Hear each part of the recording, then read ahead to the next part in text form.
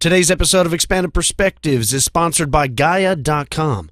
Help find your own truth by exploring perspectives you won't find in the mainstream on some of life's biggest mysteries.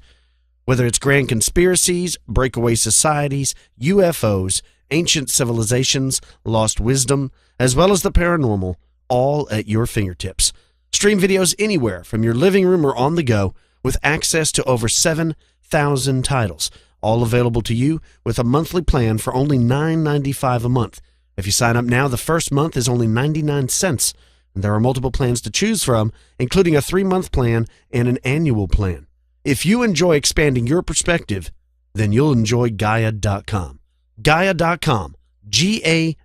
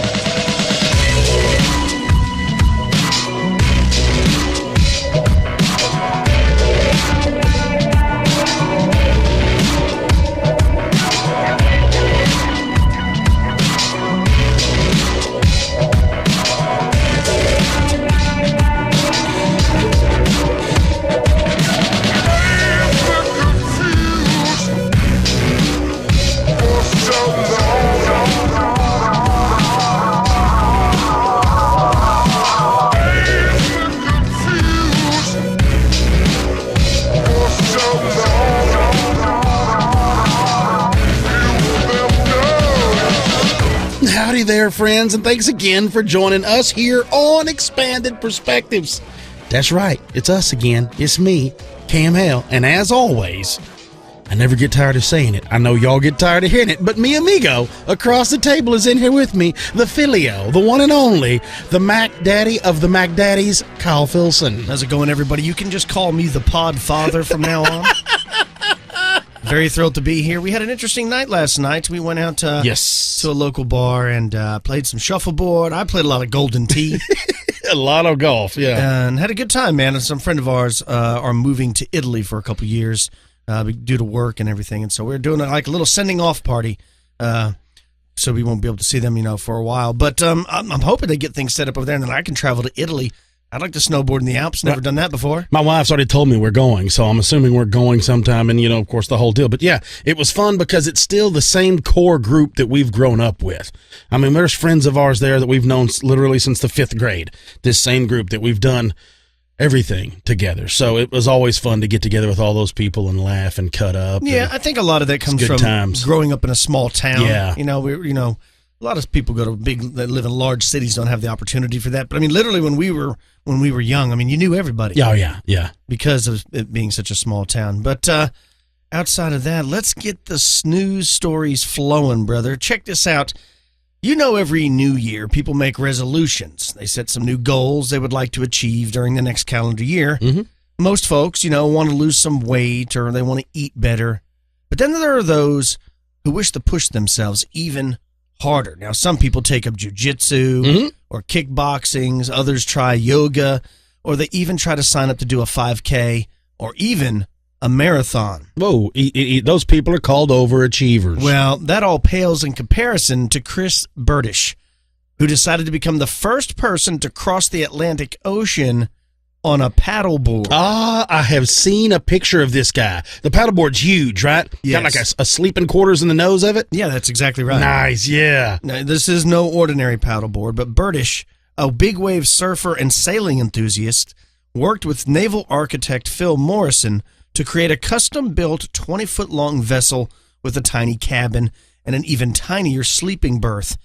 That's where he stashed all his GPS equipment, his satellite weather systems, his radios, a sat phone, and an autopilot system. Now, on top of the craft, they installed solar panels to keep all those gadgets charged.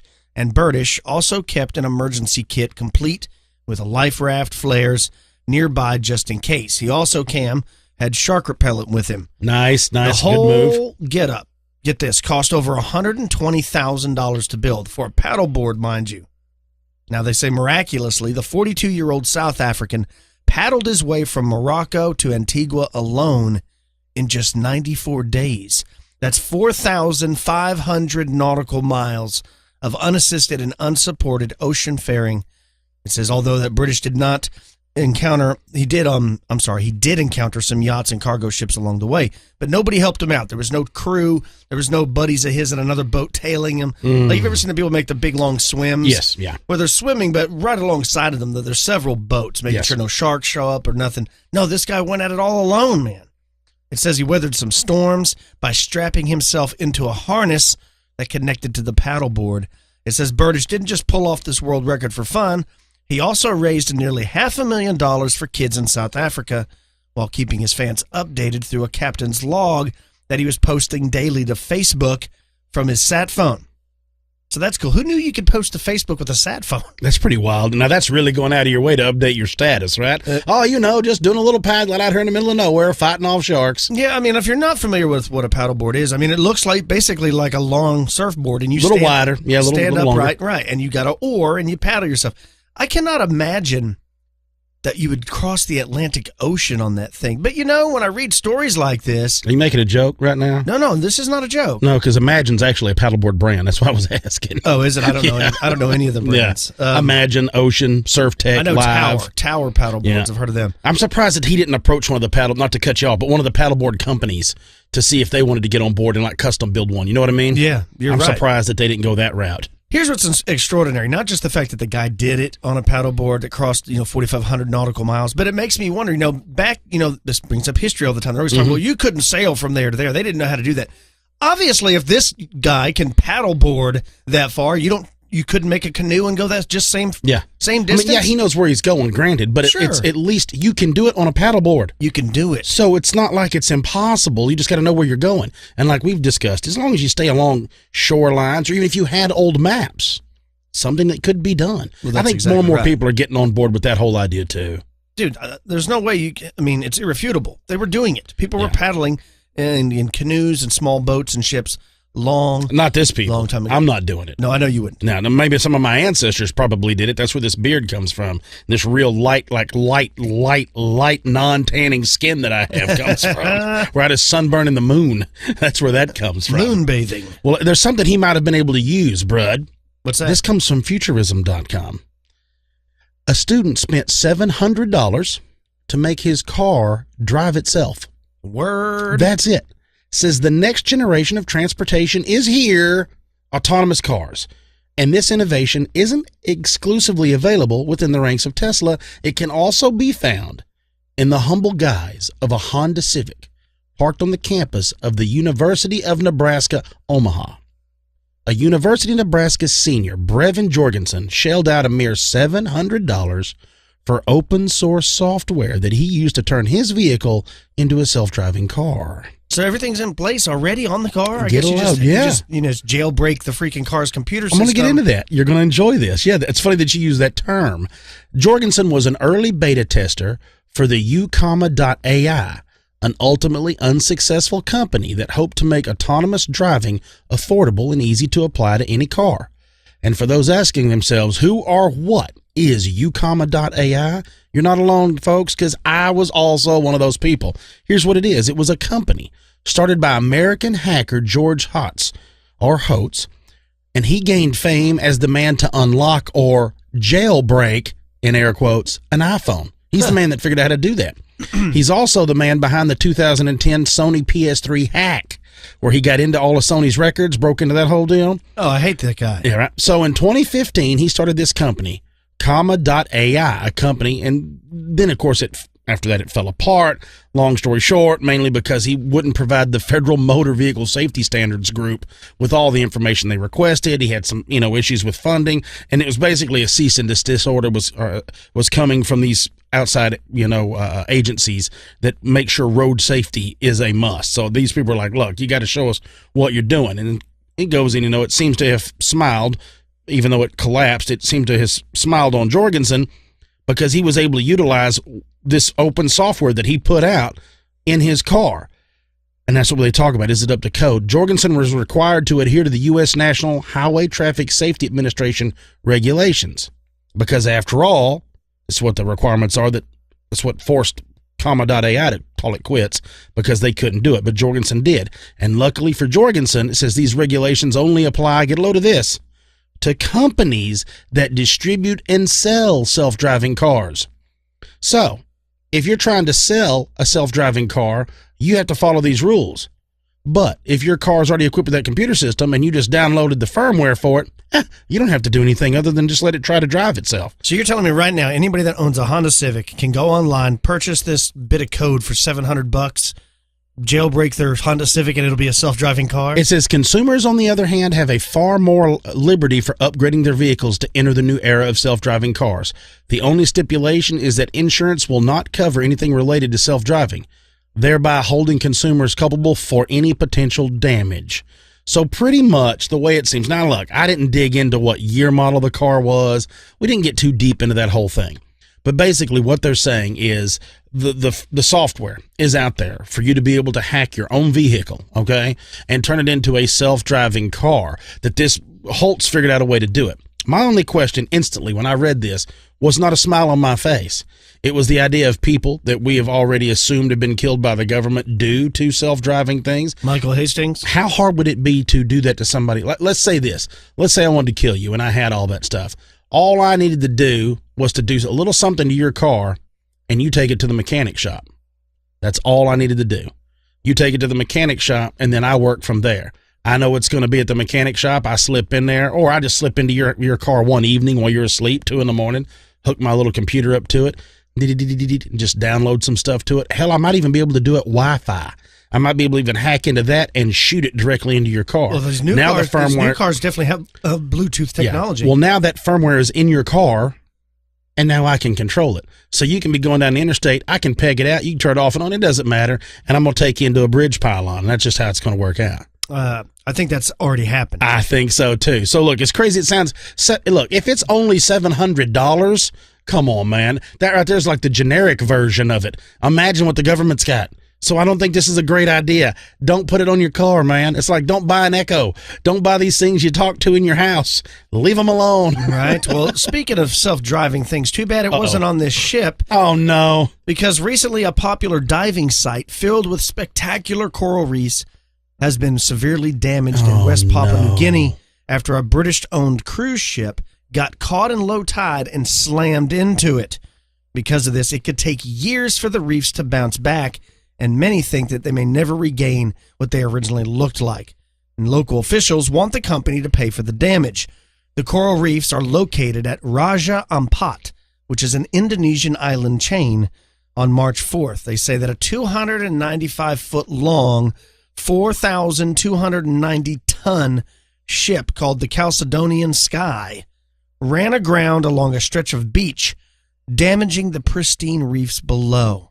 The ship, owned by tour operator Noble Chalcedonia, got caught in low tide despite being equipped with radar and other navigational instruments.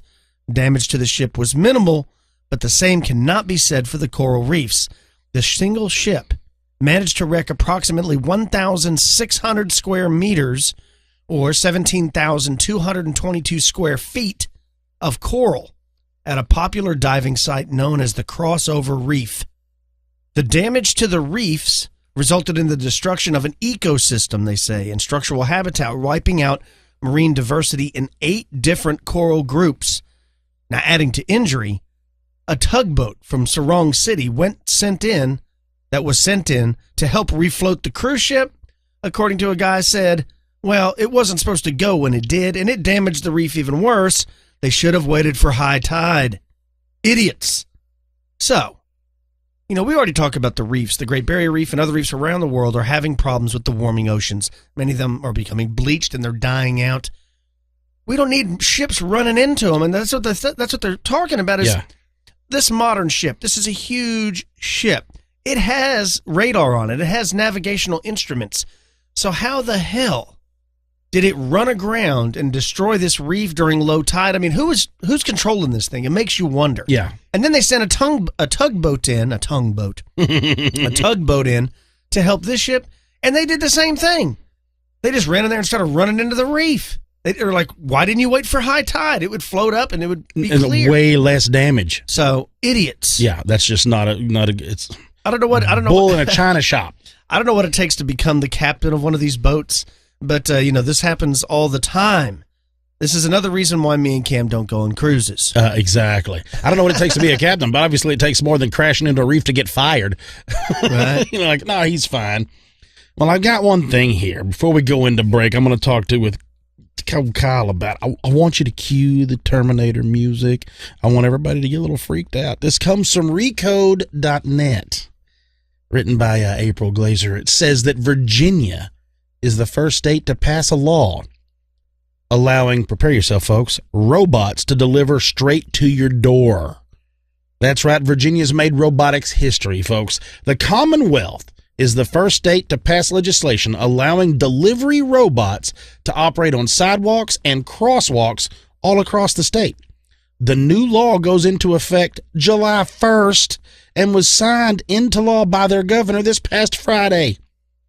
Now, is this going to be like Amazon? Well, yeah.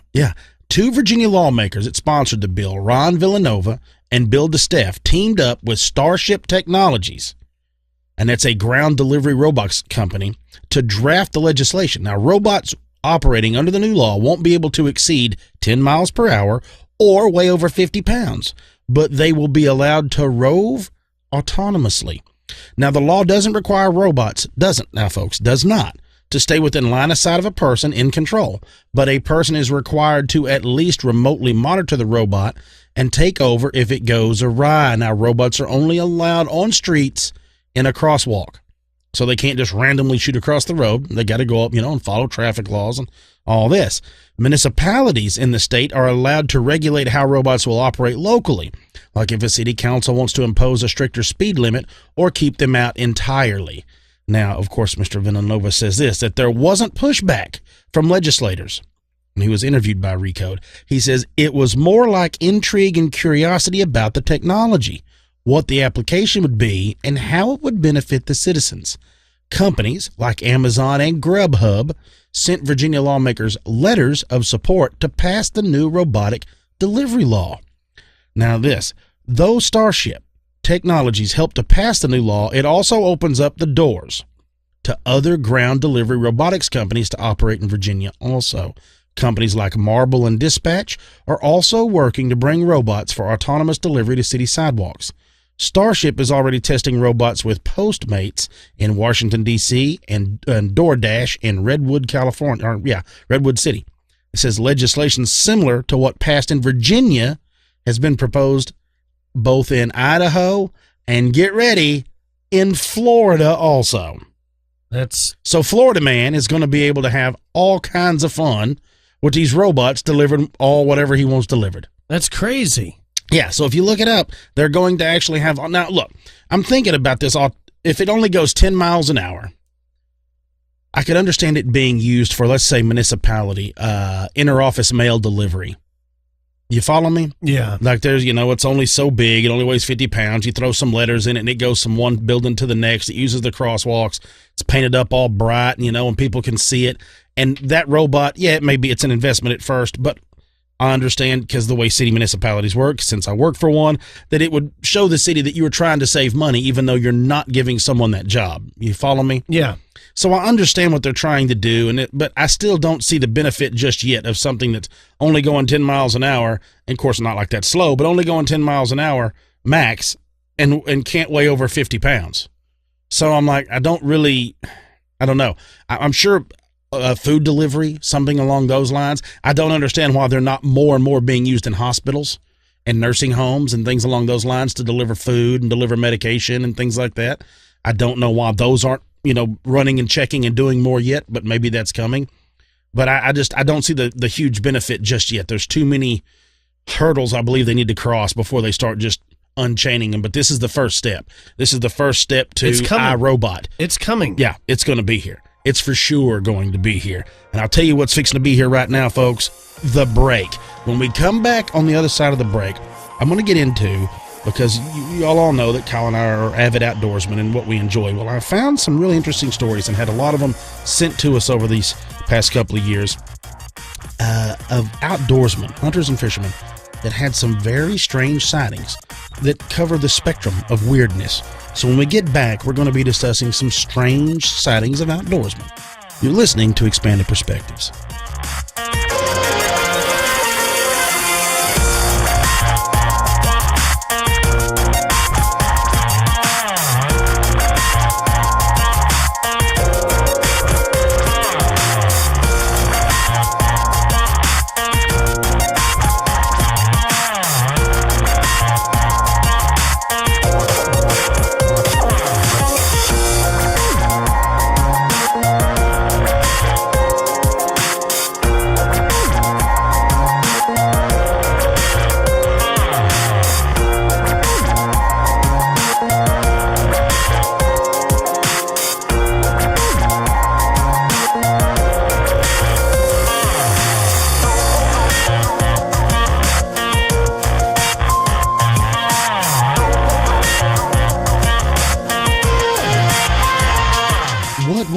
We are back. Yes. We are back. We're going to get into some oddness, some strangeness, some creepiness. Look, it's the stories, man. It's the stories that I love so much. And here's the interesting thing. Like I said, we got a lot of these emailed to us, links to these stories sent to us, things along those lines. There's a lot of forums, outdoors forums, hunting forums, whether you like to bow hunt, you rifle hunt, fishing forums, all different species of fish. Since the internet, it gives outdoorsmen a way to interact with one another and pick each other's brains. And from time to time, these stories pop up. Guys sharing. I had shared one years ago whenever we did the cannibals on the Texas coast. That's right, yeah. And those come from like a kayak site that I go on to, in the fishing site. So you can find, there's a lot of these, of course, you'll find online in different forums. And like I said, some links. It's very interesting when you have these guys just pop in and go, hey, I had this experience on this lake, or this happened to me. What do y'all think about it? It's almost like it's because that's who's on the front lines of the outdoors, really. You know, it's hard for a man that works in an office, 6 days a week, and the only day off is he's at his home mowing or taking care of his family, to have the same experiences as guys that every chance they get, they're on the water or they're in the woods. You don't really have those. So you kind of have, these are our frontline researchers, and they don't really mean to be. So I'm going to get into these tales. And this first one, I think you're going to enjoy. I think you're going to enjoy all of them. We're just going to get into this first one. It says, only once when I was fishing did I have a ghostly experience, and that was when I was fishing a lake in France. I'd been there for a couple of days, and my time was really nice and peaceful. There was an old chateau nearby riddled with bullet holes from the Second World War. Anyway, this lake is on a French army training area, so it was pretty secluded. During the late afternoons, I had the feeling of being watched from the woods at the far end of the lake. And each day, at the same time, the feeling would return, usually just around dusk, and from different areas, as if whatever it was getting closer. I remember walking on the last night of my trip outside the bivvy. It was very foggy, and I could hardly see the dim glow of my bite alarms. I decided to make a little brew, and as I flicked on the lighter, the sparks silhouetted the face of a helmeted German soldier peering into my bivvy from the darkness outside. The next morning, I packed up and went home, but not before speaking to some old French estate warden who told me that the chateau had seen some fierce fighting when the Americans liberated that area of France. The Germans had fled into the woods only to be ambushed by a patrol in reserve. They were all killed and buried around the lake. I don't think I'll ever fish there again. So he saw the face of a German soldier peering in at him when he was going to make a little coffee. That's creepy.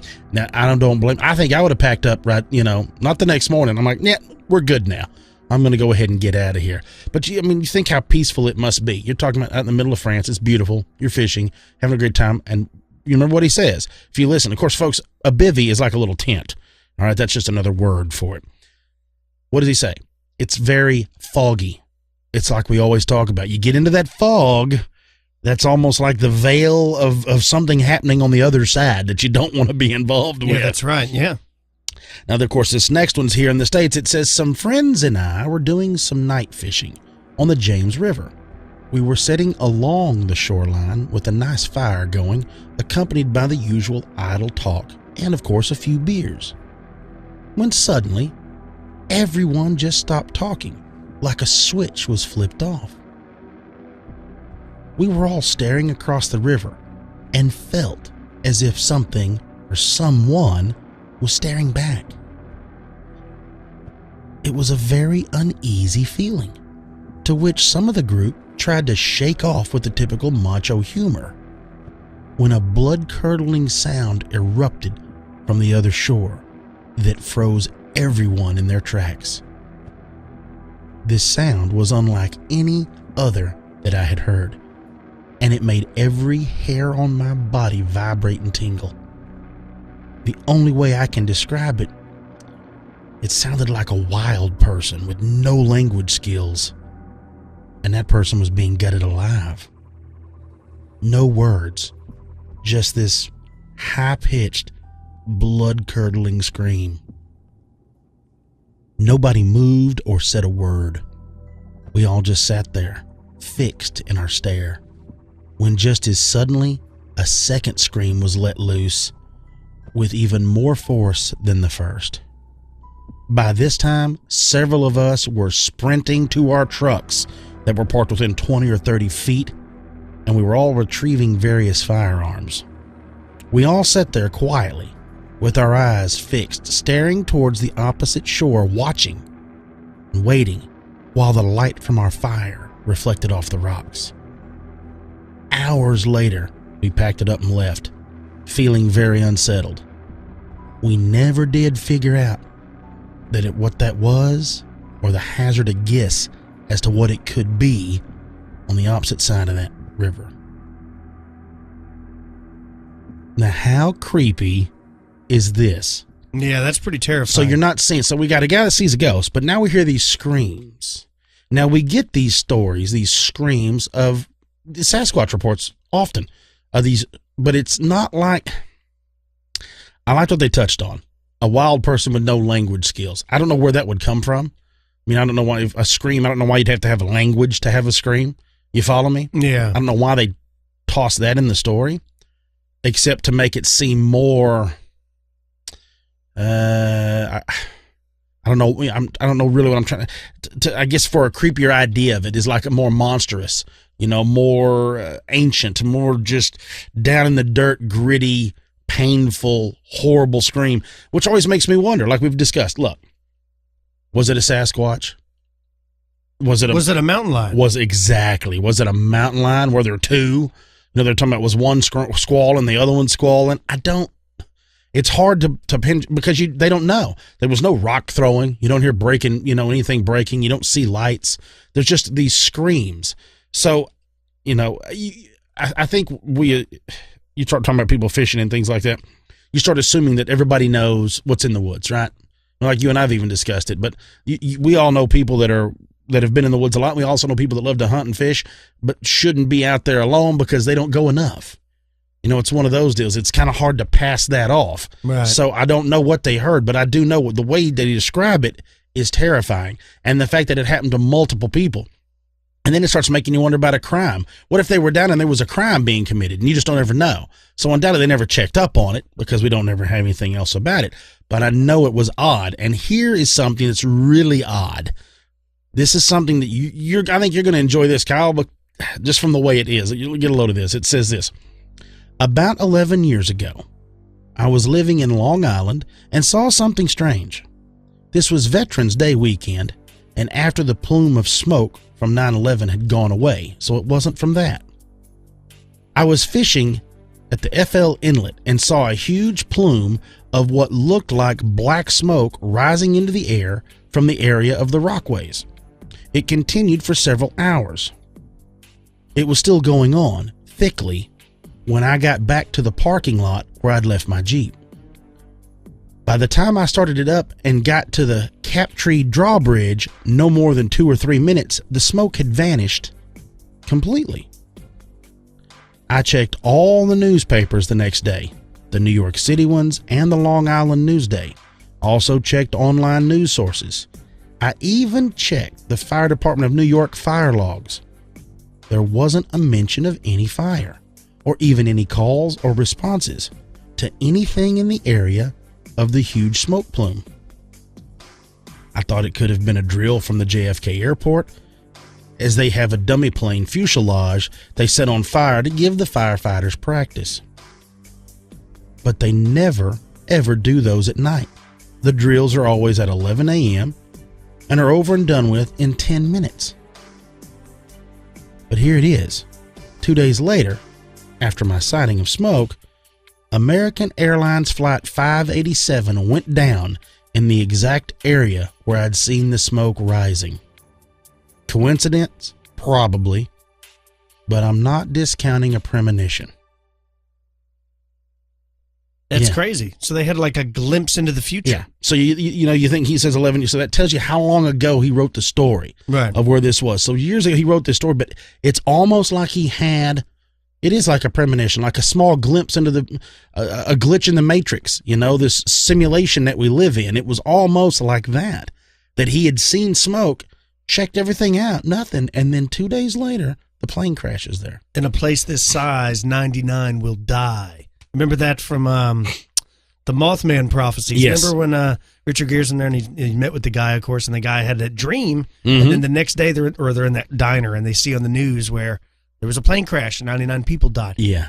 So it reminded me of that when you're telling the story, is this hunter or fisherman, I think, saw the smoke and the fire, and he knew it wasn't just a guy burning tires or somebody right. burning trash. Yeah. This was a giant fire, big enough to where it would have been reported. Mm-hmm. And then a couple days later, an actual plane crashes. That's spooky. It is. Yeah. And it goes on from there. Now, this one is, I really enjoy this one. Listen, it says, one night I was camping near where an old river dam had been. I pulled the canoe up in late, so I just draped the tarp over the canoe and crawled in underneath it and fell asleep. In the middle of the night, I woke up to the sound of roaring water. I crawled out from under the tarp and the sound stopped. I thought I must have been imagining it, or that it was the wind through the trees or something. I crawled back under the tarp and the sound started again. This time when I crawled out, it didn't stop. The sound got louder and louder. I realized that it sounded like water ripping through the woods. Even the dogs had their hair on end. I quickly pulled the tarp off the canoe and dragged it up to the top of the ridge and waited to see what was making the noise.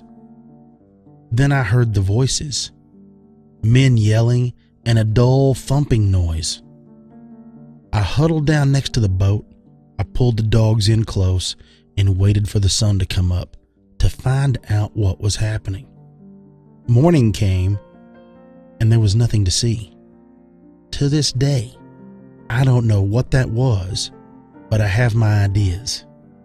I will not camp there ever again. I was told that the land remembers, and that's fine. I just don't need to be there when it's remembering. So what does he think he was seeing? Well, he's talking about being in the area where that dam had once washed out. So is it, we talk about there being leftovers in homes. People report, when murders happen, it's like the energy attaches itself. Exactly. I believe it could attach itself to something like that. If you had something horrible and the men are working and it's the sound. At first when he said, that I was hearing a roar under the tarp in the canoe, I'm like, well, that would work like almost like a drum in reverse. You're going to hear the reverberations of everything, right? You're in this under a tarp. Right. You're being kind of trapped in it. And he says, well, he flipped it off and got out. He didn't hear it. Well, that would make sense. You flip it off, you get out, you're like, I don't hear it anymore. Yeah, because it was being magnified while you were in that canoe with the tarp on top. Hears it for the second time, flips it off, and then continues to hear it. And then hears voices, and hears the thumping like racing and roaring water, trees and logs slamming together, men yelling, all this sound going on. Yeah, that's where things start getting a little touchy. I love the idea of the land or these areas having memories. We've discussed this stuff. It's like when something bad happens in these areas, like when we covered Gettysburg. These areas almost absorb. You can feel it. Yes, and I think that's what he was experiencing.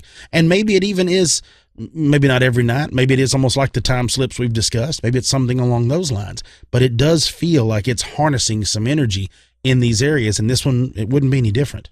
That is creepy. Now, this is an interesting one called Wreckers is where this is from, and I've never even heard of this. It comes from a fishing forum. It says, back in the colonial days, there were people called wreckers. They would stand on beaches with lanterns and trick ships into running aground and then loot the ship and kill anyone who survived on the beach. That's a real thing? Mm-hmm. I've never heard of that. Yeah. It says that they'd then drag their bodies back to the water and make it look like a normal shipwreck. Good idea. Mm-hmm, right. It says, well, one night on East Beach in Rhode Island, I was fishing with my father, and as we got down to the beach, we saw some odd drag marks in the sand. After about an hour and a half of casting, we made our way back to the truck, and as we hit the parking lot, our German Shepherd started acting really weird. We were loading up the truck with our gear when we saw a light coming out of the dunes. As we got a good look, we saw it was an old 17th or 18th century lantern. We then saw 2 more lights and 4 people walked out wearing colonial clothes. At that point, we just threw everything in the truck, picked up our now growling dog, and blasted out of there. As we pulled out, our lights went right over the people, and we saw that they were wearing ratty colonial-style clothing. It really freaked us out. Man, that's neat. Isn't that crazy? Yeah. It's like the cannibal thing on the coast we talked about with the Indians. Yeah. But now these guys are seeing what could be these wreckers that they're talking about. That's a neat story. I've never even heard of wreckers before. It never surprises me how ingenious, human beings can be. They can figure out ways to profit off the exploitation of others. I've never even heard of that. Luring ships to wreck on the coast and then, what'd they say, stealing you all loot of their them stuff? And you kill them and then put them back on the ship and in the water to look like a normal shipwreck. Yeah, wow. And then they saw their ghost. What is it? And I don't know why this creeps me out. What is it about the idea of being in the dunes and along that stuff, along like an old, long, isolated part of a beach, stretch of beach, and you see this? There's always, like we've talked about even in that episode, there always seems to be some strange, eerie sadness down there along those beach strips like that. Yeah, I don't know why, but I know what you're talking about. Isn't it weird? It is Especially strange. if it's like cold, Yeah. cold and dark. It almost adds to the effect. Now, this one actually comes from Tennessee. It says, when I was younger, I used to visit my family with my grandmother in Knoxville, Tennessee. She had 9 brothers and sisters that lived up there, and they all had children, of course, my cousins, and everyone lived in one really large house. Yeah, the house had a huge backyard, about 3 football fields long, but past the yard, on all sides, was nothing but mountains and woods. On one visit, I was out in the woods, although I wasn't supposed to be, because the adults would always yell, when I saw what I guessed to be a half-body apparition. I've never found an explanation for it. I can only describe it as half a person. The torso was missing. It was just black, but almost see-through black, if that makes sense. It wasn't in a straight form. It was almost like moving gas, but it was definitely the lower portion of a very tall person. It just materialized suddenly, although the moment before I saw it, I heard a noise that I can't describe. It sounded like a really heavy person, like around 300 or 400 pounds it would take to make this noise, but it sounded like they stepped on a really heavy or thick branch or limb and broke it. Well, I booked it up to the house as fast as I could. My oldest cousin stopped me, and I explained as much as I could at the time. He had also seen something very similar a few summers before this. So just a pair of legs walking around? Dark, gassy, see-through. You know what it made me instantly think of? No. The idea of Bigfoot being interdimensional. Right. What if this was a sighting of that? Like I I don't know whether I'm on board with the interdimensional Bigfoot theories or whatnot, but what if this is what one was materializing? That's the reason you heard the thump. They heard the breaking limbs. They heard the things of sounding heavy. This is them they've wormholed it, and that's what they're seeing. Hey, it's possible, right? I mean, when we're talking about a giant ape in the woods, but if it wasn't, what was it? I don't know. And you know what I like about these stories, especially one like this, is it's so weird, it's so bizarre that it almost makes me think that it has to be real, because why would somebody make up that? Like, if I was going to create a story of a sighting I had, it'd probably have all types of effects to it. You know what I mean? A little more elaborate. A little more detailed than just I saw a pair of legs walking around. Smoky legs. And heard these sounds. twigs. Yeah, heard these sounds. Man, I have no explanation. And here's another one that comes from Rhode Island. It says, my buddy and I were fishing at a certain fort in Jamestown, Rhode Island one night, soaking bait. At one point, my buddy decided to walk to the boat dock about 50 yards away. The whole walk there, he said he sensed someone behind him and heard footsteps. He thought I was walking with him, but when he turned around, he was alone. He said it creeped him out pretty bad, and he never went back to that spot with me. Now, flash forward to the next summer. I decided to fish this spot, of course, by myself. I had completely forgotten about my friend's experience. I got to the dock and I unloaded everything and started to soak some bait. And it was clear, moonless night with no wind or breeze. About a half an hour into watching my rod, I started to smell perfume around me. I thought it was pretty weird since I was the only one there. The smell kept getting stronger and stronger, so I walked about 10 feet to my right and the smell disappeared. I walked back to my original spot, and the perfume smell was still there and stronger than ever. It was strong to the point that my nose started to burn, and at that point I said, "Where the hell is this smell coming from?" Soon after I said that, the smell disappeared. That's when I packed it up and left, and I've never been back to that spot. Wow. So, it had to have been an apparition. Yeah, there's a lot of dead bodies, probably caused by the mafia up there in Rhode Island, up on Federal Hill in East Providence. Yeah, right. There's a lot of corpses. Might be some trouble in that area. But it makes you start thinking about when we talked about the Baker Hotel with the cigar smoke or the perfume lady. There's a lot of those that go on. Instantly, it's something that, and even when we had Joshua Cutchin on, it's always funny because those same smells, that same perfume smell seems to hold true to different areas. You know, when I say areas, I'm talking like different hotels, different towns, different states, different countries. It's almost like those smells hold true to that whole thing. Yeah. And I thought that was really, really interesting. Now, you're going to like this. This going to be... Get a load of this one. It says it was very early in the morning, around 2 or 3 a.m., and I was in a very open area waiting for my boss to return with some equipment. As I was waiting, I got the feeling that I was being watched by something that didn't want me there and had some intent on harming me. I stood up and looked around. The moon was very bright that night, and I could clearly see all the way to the tree line, probably 50 yards on both sides of me. Nothing around. I calmed down a bit and took my pack off my back to get my drink out. As I opened my drink, I heard this whoosh, whoosh, whoosh sound flying through the air from behind me. It was like the sound that a stick makes if you throw it overhand.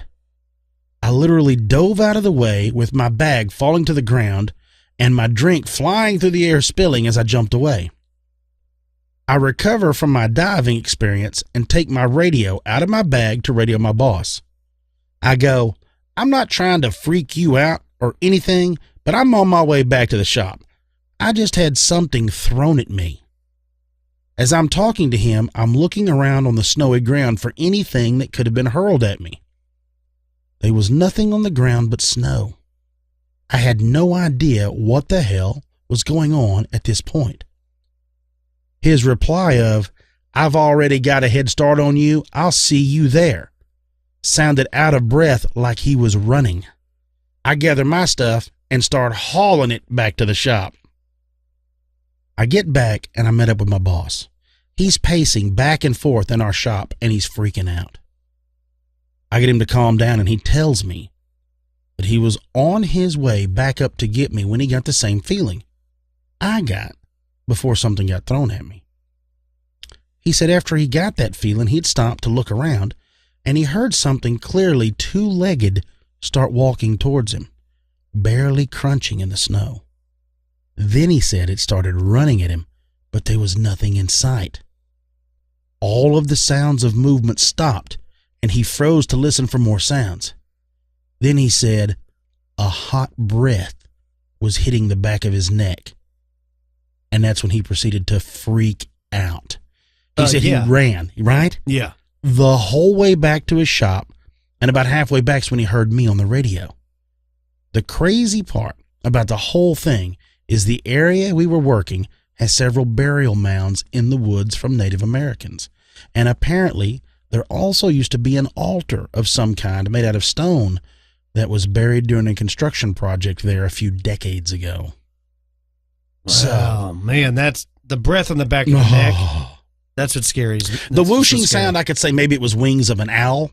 You know, you didn't hear anything. Big wings of an owl flap, comes by. Yeah. I could understand you playing that off.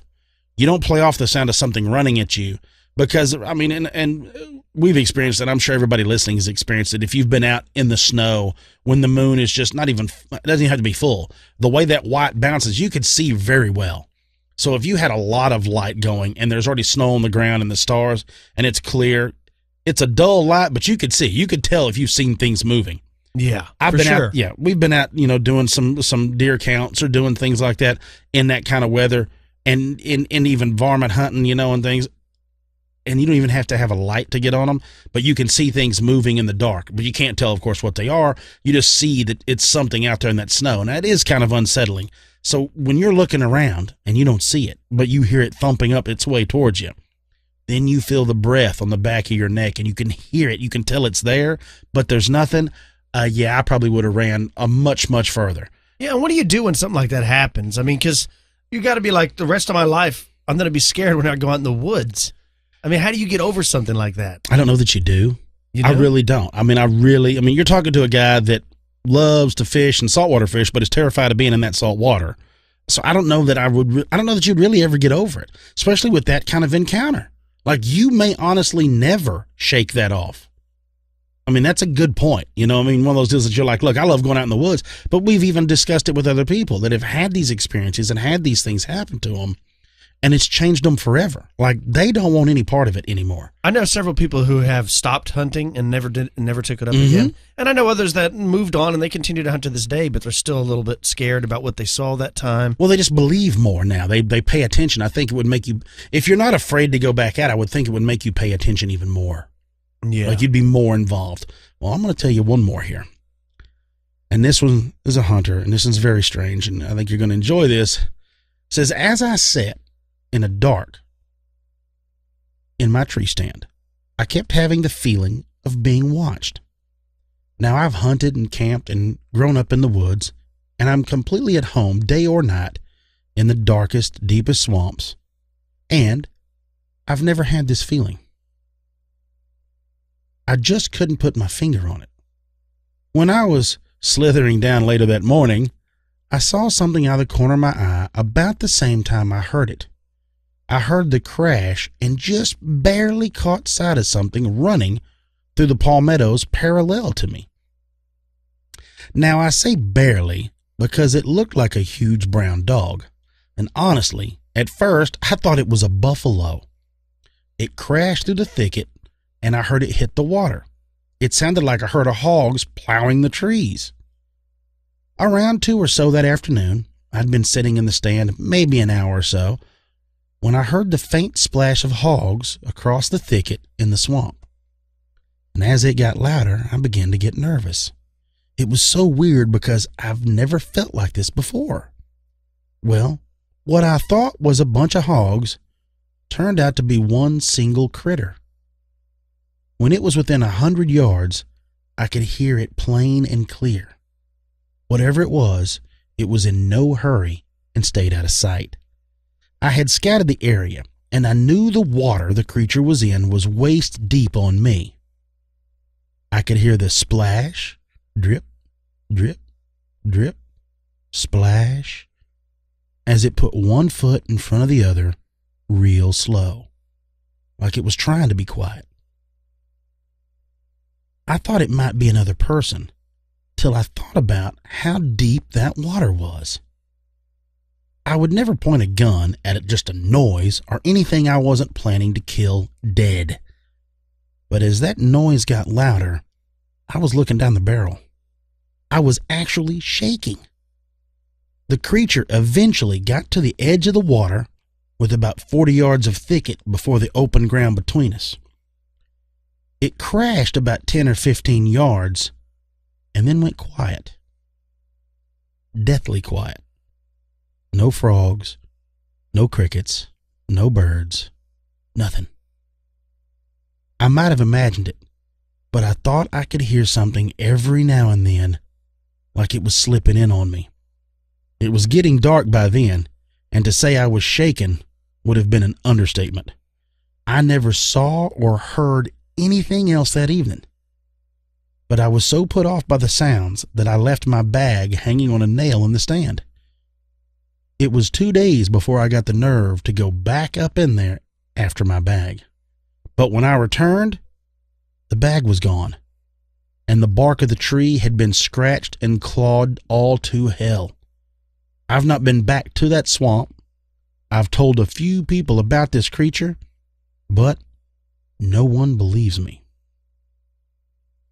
So there you go, Philly. Man. Saw something or heard something. And I think that's the deal, is what gets my mind going so much, is it's not, he thought he saw something as big as a buffalo in the corner of his eye, and then it comes back. Now, you remember, we've been told this story, and it's been told several times, but I believe the one I'd heard is, of course, it was in Arkansas, but where the guy actually had something reach up and grab his broadhead. We've discussed that, right? Yeah. Mm-hmm. That's what it always makes me think of. And this also makes me always think of why bow hunters go missing. Now, I'm not saying this guy had a bow, but I'm assuming, that he did. He's up in there in the woods and the whole deal. But he also says he's got his rifle. He's pointing the barrel at this noise and all this stuff.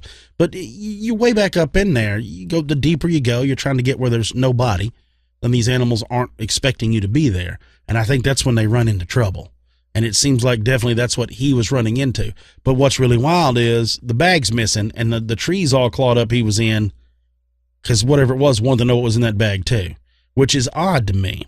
And the reason it's odd is because if Bigfoot is a giant ape that is afraid of people, why is it being so territorial? Or why isn't there more interactions that are deadly or at least cause physical harm if things like this happen? If they come back in and get these bags or get this stuff, maybe that's not what it was. Maybe it was a dog man, let's say, maybe it was something along those lines. I don't know what it is. But what I like about these is there wasn't a lot of definitive, this is what I saw. Right. It leaves it open to interpretation. Well, I'll tell you why I think it was that. Is because these come from a forum. Lots of these sightings came from hunting and fishing forums. I still don't know that people are still willing to say everything, even though it's almost like anonymous on these forums. It's almost like they're not willing to say or come forward with exactly what happened.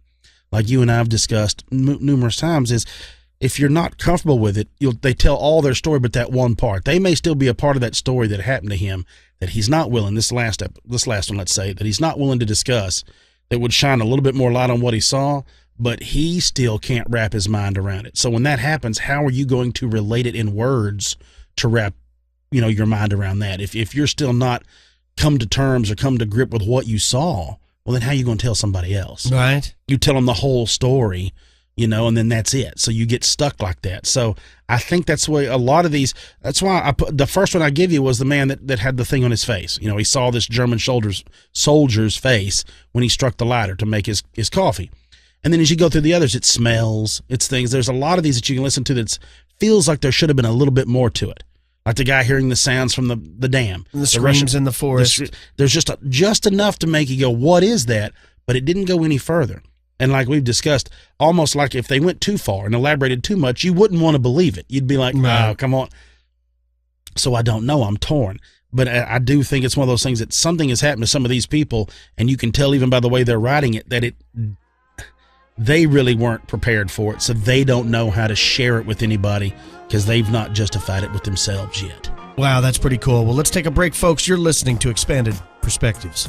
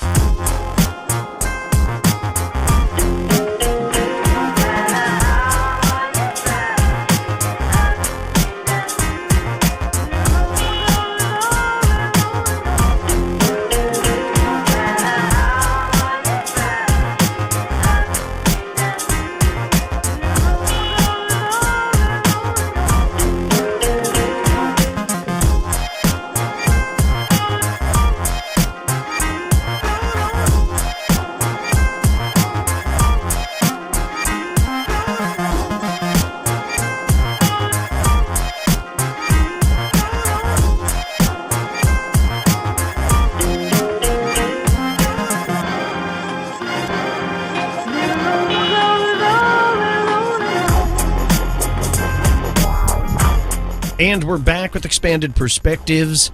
I really like those eyewitness accounts, and I like the fact that they don't claim, like you talked about, what they saw or heard. They're saying they don't know. They don't know. And I think that's being honest. Like, look, man, I saw something weird, much like my encounter. When I saw that green orb, whatever you want to call it, moving against the wind across the plain one morning when I was hunting, I don't know what it was.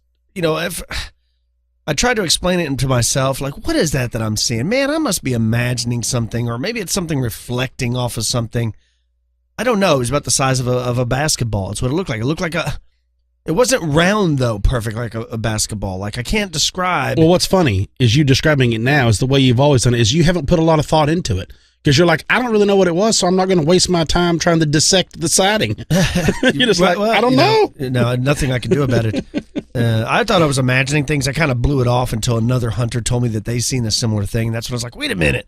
Were you up, over there? And they're like, yeah. And I was like, man, I saw it too. I also saw one of the biggest coyotes I've ever seen on that same bluff. Ginormous. Made me wonder if it was part wolf. I don't know. There you go. Very, very scary. Well, I got you something on the ground. Oh no, I got you something better than that. Okay, that's going to be scary. And we like to pick on Florida man, but we really like to pick on anybody when it comes to just being silly. And it's spring break time here in Texas, so everybody that's going to be going off on trips with your family, have fun and be careful and be safe. But also remember this: remember to watch your drinking. Don't get too carried away. Don't get too wild when you're having fun. Get an Uber. And especially if you're gonna be really drunk and Ubering around, don't take a golf cart, folks. This comes from the Palm Beach Post. A Florida tourist flips a golf cart while attempting to run over a rooster.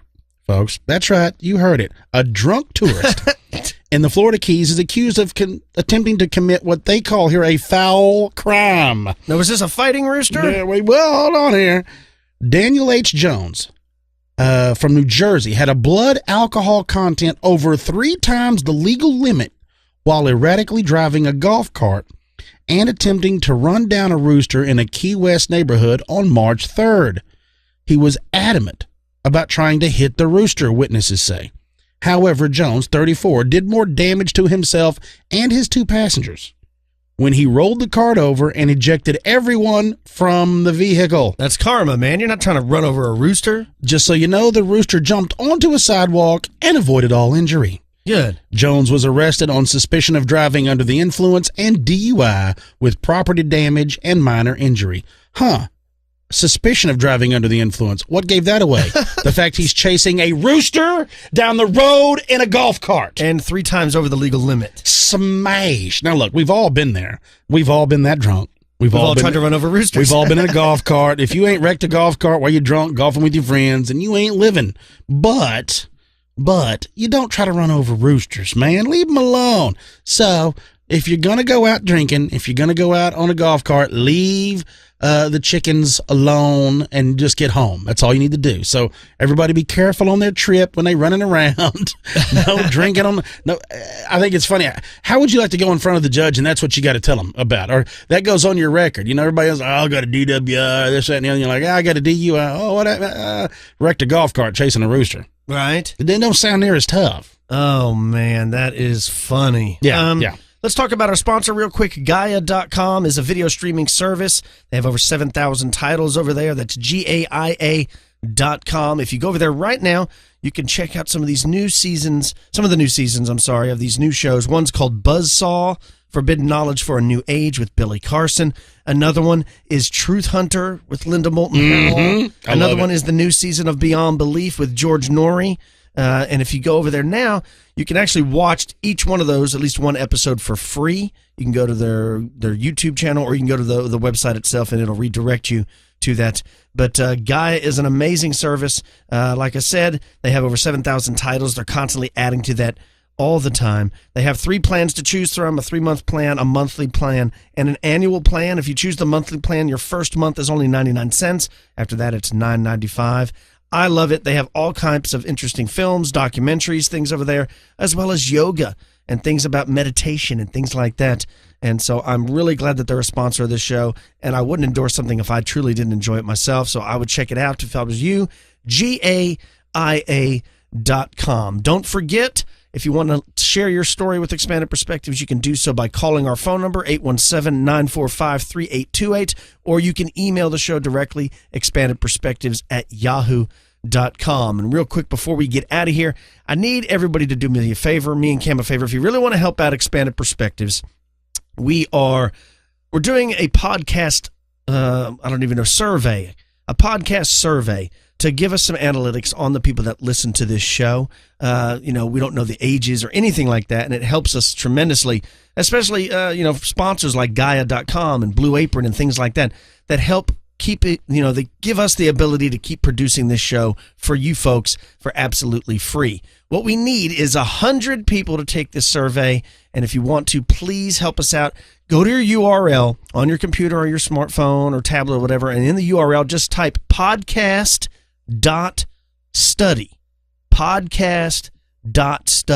and that'll redirect you to the survey. It'll take you about 5 minutes. It doesn't cost you anything. It just helps us out here at Expanded Perspectives. Cam? Yes, sir.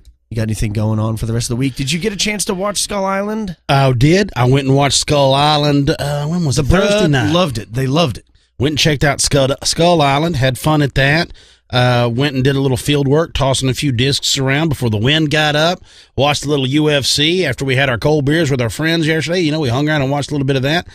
Sad to see Vitor get done the way he did, but hats off to Kelvin because he put it on him. And I think Vitor needs to find him something new to go do. Father Time is undefeated. Yep. Cannot beat Father Time. But outside of that, no, this week is going to be crazy.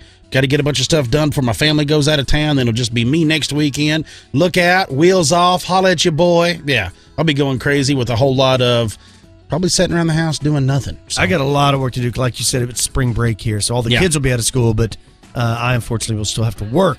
They're like, what? You're not off too? I'm like, no, man, adults don't get spring break. Doesn't work that way. Well, everybody out there, please have a safe week. Give somebody a hug. For you elite members, we'll be speaking to you again on Friday. For everybody else, we'll talk to you again next Monday. I'm Kyle Filson. He's Cam Hale. Peace, y'all.